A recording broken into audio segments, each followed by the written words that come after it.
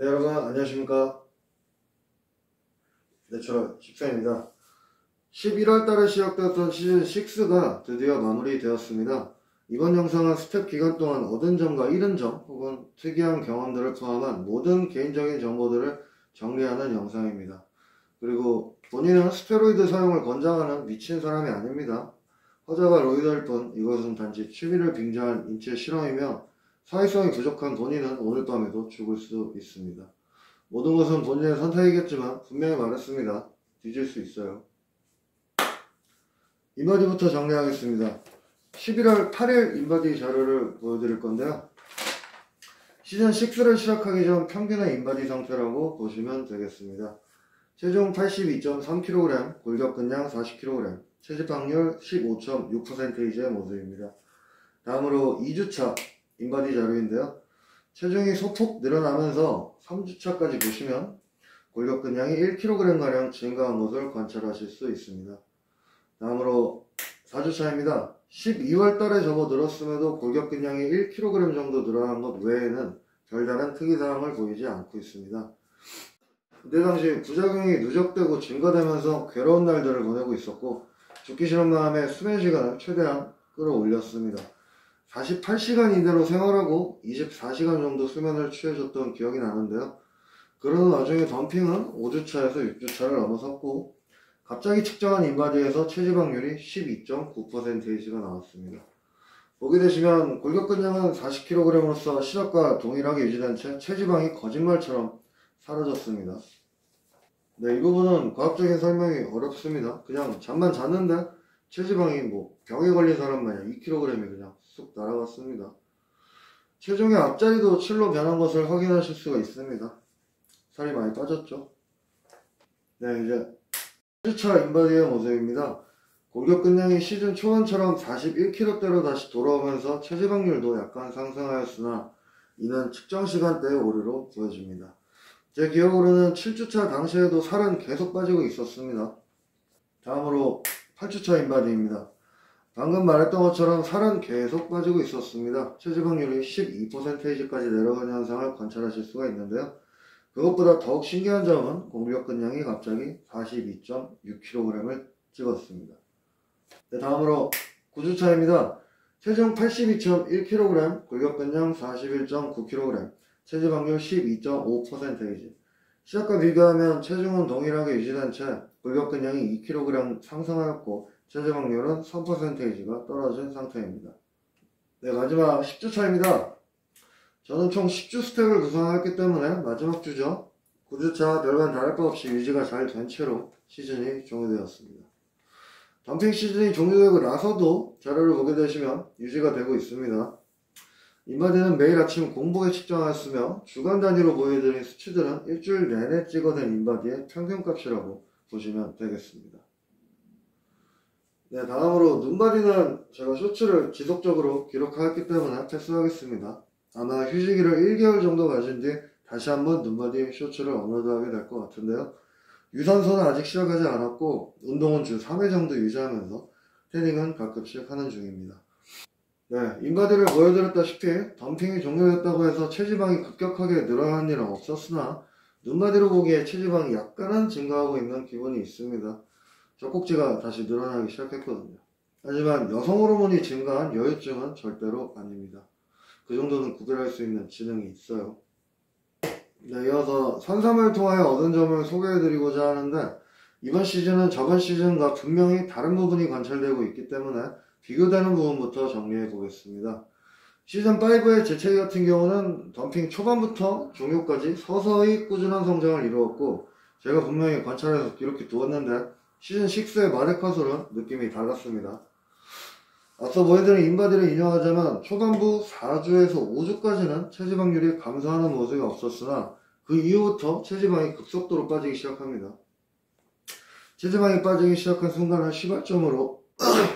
시발점으로 골격근량도 덩달아 오르기 시작하였으며 최종적으로 얻은 결과물을 시작과 비교하여 다시 한번 보여드리겠습니다.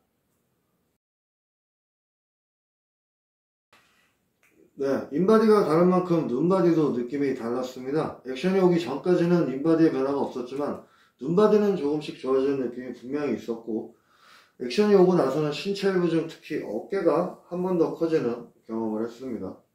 어깨. 이제 가끔 본인의 모습을 거울로 볼 때면 일반인 기준은 넘어선 그런 기분이 들어서 시즌이 종료되고 휴식일을 가지는 동안 이 모습이 유지가 될지 안 될지 잘 모르겠습니다. 자기애가 좀 강하죠. 그 밖에 다리와 복부의 체지방이 급격하게 감소되면서 엉덩이가 작아지고 복근이 드러나기 시작하였으며 가슴까지 체지방이 빠져서 사이즈가 작아졌는데 이건 작용인지 부작용인지 조금 애매한 부분입니다. 네, 그럼에도 불구하고 사이즈가 커졌다는 것은 팔둘레 같은 객관적인 수치로서 보여드리고 싶은데요. 현재 팔둘레를 측정하게 되면 잠시만요. 펌핑은 하지 않았습니다. 43cm가 나오네요. 항상 같은 모습을 보이시겠지만 제 기억으로 시즌5의 팔둘레는 42cm였습니다. 체지방이 줄어든 부분까지 감안한다면 실제로 근육의 사이즈가 커진 것이 맞다 하겠습니다. 네, 부작용 또한 시즌5와 조금 비교되는 모습으로 정리할 수 있겠습니다. 첫 번째, 피부 트러블이 상대적으로 적었습니다. 시즌5 때는 피지낭 중에 일주일에 한 개씩 시즌 내내 한 10개가량이 올라오면서 이대로 안 되겠다 진짜 피부과를 당장 가야겠다 이런 생각을 했었는데 덤핑이 끝나고 나서 거짓말처럼 피부 트러블이 전부 사라지는 경험을 했었습니다. 네, 그래서 시즌6 때도 비슷한 피부 트러블을 보일 거라고 예상을 했었지만 시즌 동안 올라온 피지낭종은 단 2개입니다. 깨끗하고요. 얼굴에 홍조가 올라오듯이 코 옆부분과 광대 부분이 붉게 올라오는 현상이 조금 관찰되고 있는데 이 문제는 제가 가면을 쓰고 방송하기 때문으로 추측됩니다. 방송을 진행하면서도 담배를 엄청 많이 태워서 제가 이제 방송이 끝나서 가면을 이렇게 뒤집어 보면 속 안이 누렇습니다. 방송을 보통 대여섯 시간 이상 하기 때문에 그 시간 내내 니코틴으로 석고팩을 하는 효과를 낸다고 보시면 되겠죠. 피부가 뒤집어지지 않는 게 이상한 상황일 겁니다. 네, 그리고 시즌5와 시즌6 모두 얼굴을 제외한 신체에 나타나는 피부 트러블은 전혀 없었습니다. 항상 하는 말이지만 몸에 트러블이 올라오는 것은 식습관의 문제라고 생각합니다. 단백질 보충제 챙겨 드시죠? 한 스쿱당 등그램 1개입니다. 네, 그래서 정리하자면 마데카솔은 보다 피부 트러블이 덜하다는 것인데 한 가지 더 재미있는 점은 시즌6의 피부 트러블은 액션 이후에 발현되었습니다. 액션이란 그 어떤 효과가 실질적으로 나타나는 현상이나 눈에 보이기 시작한 시발점을 액션이라고 표현하고 싶은데요. 덤핑은 총 10주의 기간이었고 한 달이 지난 시점부터 액션이 시작되었습니다. 본인의 경우 액션은 턱으로 먼저 인지할 수 있었습니다. 노래를 부르다가 턱에 담이 걸려가지고 사흘 정도 한 밥을 제대로 못 먹었었는데 턱 근육도 분명 근성장이 일어난 게 확실한 것이 양쪽 턱 크기가 다릅니다. 지금 담이 걸렸던 왼쪽이 더 커요. 그 시점을 기준으로 하루하루가 지날 때마다 아침에 거울을 보면은 이제 뱃살이 사라지고 다리가 얇아지는 등 눈에 보일 정도로 과격한 약효를 보이기 시작했지만 사실 액션이 오기 전까지는 손발저림 같은 수족냉증 부작용이 심했습니다. 손이 저린 거는 가끔이었고 발이 밤새도록 저리고 피가 안 통해서 차갑도 못해 시리고 상당히 고통스러웠는데요. 며칠간 지속되는 뒷목 저림 같은 경우는 생명의 위협을 느낄 정도였습니다. 이번 시즌이 내 위작이겠구나 진지하게 뒤질 각오를 했었어요. 그 밖에 심장이 조여오는 통증은 의사선생님 소견에 따라서 카페인의 부작용이거나 커피도 마시고 카페인의 부작용이거나 정형외과적 통증으로 보였기 때문에 패스하겠습니다. 그렇게 덤핑 초반부에 많은 부작용들로 꽤 힘든 기간을